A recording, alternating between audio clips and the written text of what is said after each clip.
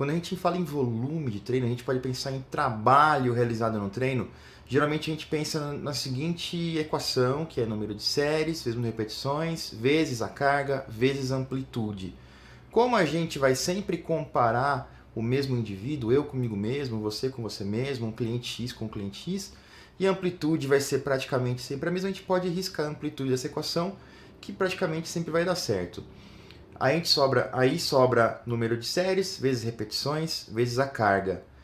Quando a gente muda alguma dessas variáveis, a gente tem uma mudança no produto, uma mudança no volume de treino. Como que a gente vai mudar o volume? Como que eu tenho trabalhado mudando o volume ou manipulando o volume ao longo dos anos?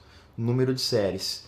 Então, Então imaginei só que dentro de uma periodização, dentro do mesociclo, a gente faria um número de séries numa semana, um número maior de séries na outra, um número maior de séries na outra. Essa é uma variação de volume.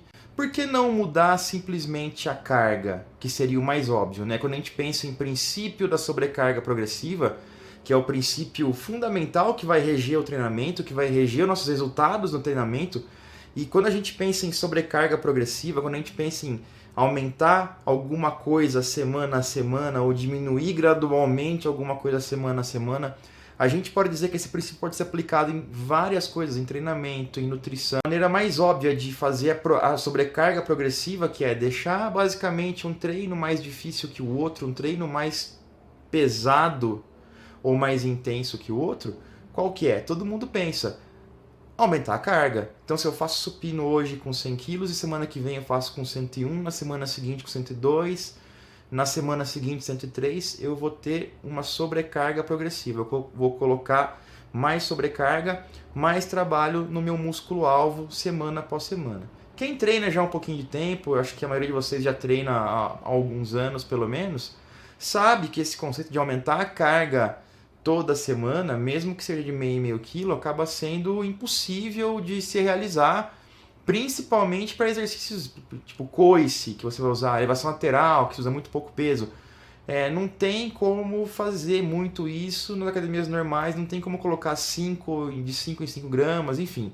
Não é realista. Chega uma hora que a gente bate na parede e em função de aumentar a carga, a gente acaba perdendo a qualidade de execução do movimento, que acaba sendo muito ruim também. Por que não, então, variar o número de repetições dentro do bodybuilding? E lembre-se que é um vídeo voltado para bodybuilding, para treino de estética, para hipertrofia muscular.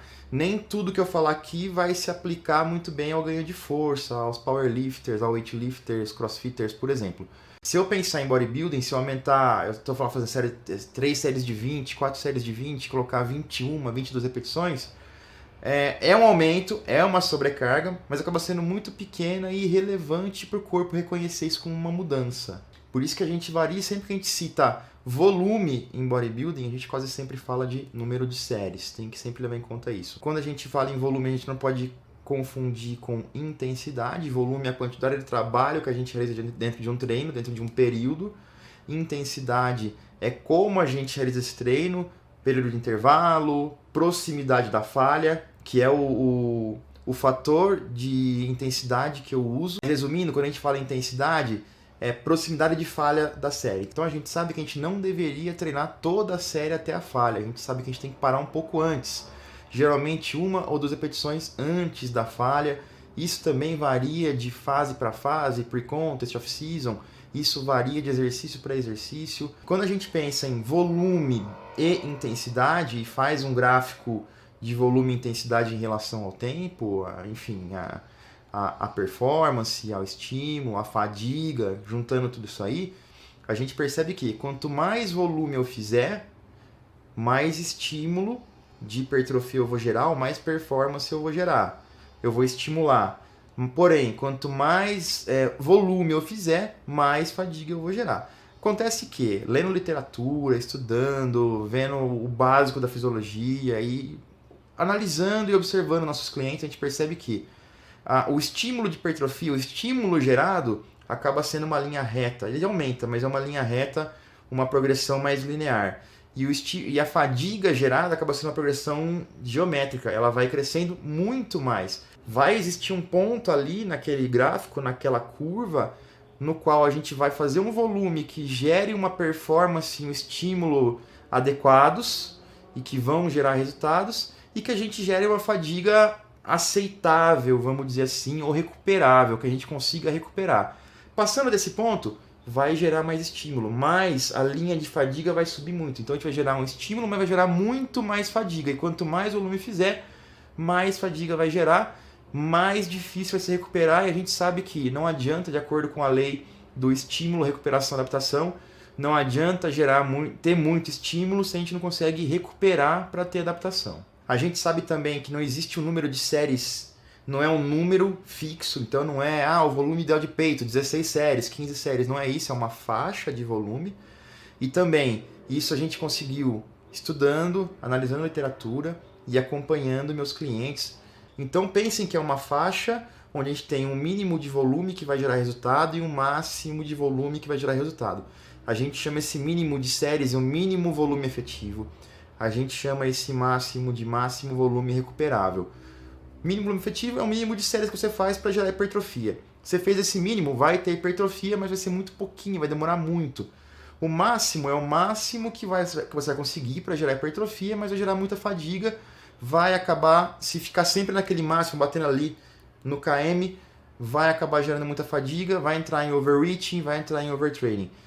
É preciso entender essa faixa, a grande sacada, a chave de ouro do negócio, o grande X da questão sobre treinamento é encontrar esse volume ideal, esse intervalo de volume para cada grupo muscular, para cada pessoa, para cada fase. Quando a gente consegue entender isso, e isso é muito de coleta de dados, análise de dados e um pouco de arte. Sempre existe uma arte na hora de montar um treinamento, mas essa arte, por mais que seja arte, que seja intuição, que seja experiência, ela pode e deve ser guiada por fatos e dados objetivos. E o mínimo de 9 séries por grupo muscular, um máximo de 25. Obviamente isso pode mudar, essa faixa pode se deslocar para um lado e para o outro, mas é um bom ponto de partida. Também, obviamente, existe uma fadiga local, onde cada grupo muscular tem essa faixa, mas eu tenho que pensar no corpo como um todo, no indivíduo como um todo. Então eu não posso simplesmente pensar em 25, 25, 25, 25, 25, porque todo esse volume não vai caber no indivíduo.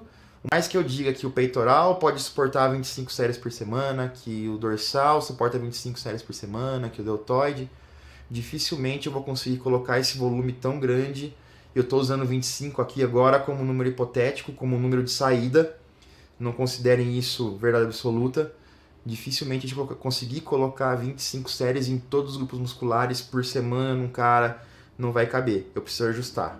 Isso é super importante de ter em mente. E a questão da fadiga e tudo mais do seu aluno. Então, quando eu considero esse máximo volume recuperável, esse mínimo volume efetivo, esse intervalo de séries, falando por grupo muscular e no corpo como um todo, a gente, na hora de montar um treino e programar o volume da pessoa, a gente tem que levar em conta também outras atividades, trabalho, cardio, você está em dieta, isso vai gerar ou vai adicionar volume nas pernas, principalmente se a pessoa faz escada ou esteira inclinada, isso acaba gerando, ou HIIT, isso acaba gerando mais volume para a perna e acaba gerando muito mais fadiga para a perna, então tem que pensar muito bem na hora de montar o treino de pernas. Por isso que as escadas nem sempre são interessantes para a maioria das pessoas ou para grande parte das pessoas. Muita gente faz escada achando que vai desenhar o bumbum, melhorar a perna, na verdade acaba perdendo um pouco de volume, ou às vezes até muito volume em troca de queimar mais calorias. Seria melhor ficar na esteira um pouco mais de tempo, num aeróbio de intensidade média, para poupar um pouco mais de massa muscular. Quando o cara precisa ganhar perna, mas tem o peito muito bom. Eu posso pegar esse intervalo de saída, sei lá, entre 9 e 25, sempre lembrando, por favor, que é um número de saída. Grupos musculares menores talvez precisem de menos, alguns grupos musculares maiores podem ser que consigam suportar mais. Uma mulher talvez precise de menos, um cara pode ser que suporte mais. Depende da genética do cara, da capacidade de recuperação, depende se esse intervalo também, essa faixa pode girar para menos ou para mais, dependendo da fase.